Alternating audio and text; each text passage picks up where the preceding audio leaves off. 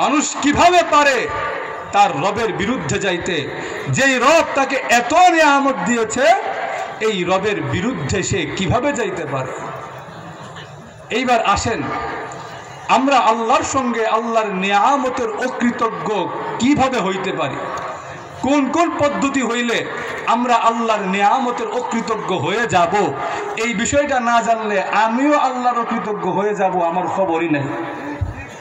মুফাসসিরিনে কেরাম এই আয়াতের ব্যাখ্যায় তিনটা পদ্ধতির কথা আনছে।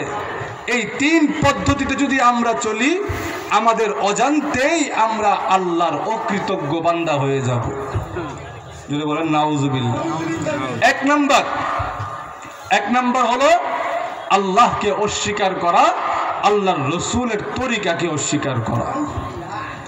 যারা আল্লাহকে অস্বীকার করে, যারা আল্লাহর রসুলকে অস্বীকার করে, যারা আল্লাহর দ্বীনকে অস্বীকার করে, নাস্তিক যারা হয়ে যাবে, আল্লাহর কসম জিন্দেগিতে তারা কোনোদিন জান্নাতের ঘ্রাণও পাবে না, তারা আল্লাহর সাহায্যও পাবে না।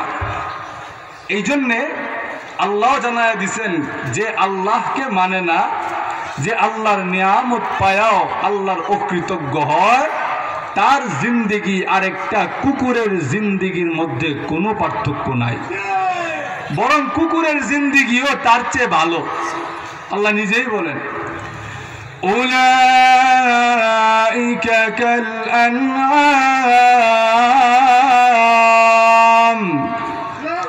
বাল হুম আদাল উলাইকা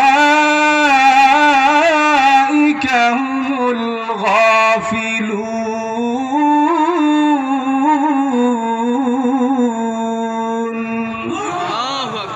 আল্লাহ বলেন, আমার ওই বান্দা যারা আমার এত নিয়ামত পাওয়ার পরেও আমি আল্লাহর অকৃতজ্ঞ হয়, ওই বান্দা আর চতুষ্পদ প্রাণীর মধ্যে কোনো পার্থক্য নাই, বরং চতুষ্পদ প্রাণীর চাইতেও ওই মানুষগুলা আরো বেশি নিকৃষ্ট। কেন বেশি নিকৃষ্ট? এক নম্বর কথা হলো, আল্লাহ বলছে এরা আর চতুষ্পদ প্রাণী দুইটাই এক। দুইটা এক কেমনে? চতুষ্পদ প্রাণীও ঘুমায়, এই মানুষটাও ঘুমায়। চতুষ্পদ প্রাণীটা খায়, এই মানুষটাও খায়।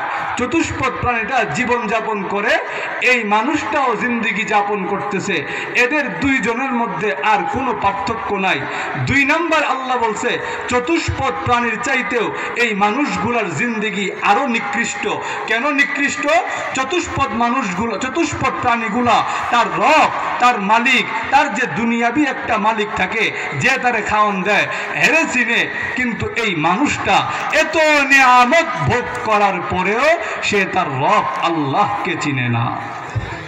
এই জন্য চতুষ্পদ প্রাণীর চাইতেও তার জিন্দেগি আরো নিকৃষ্ট।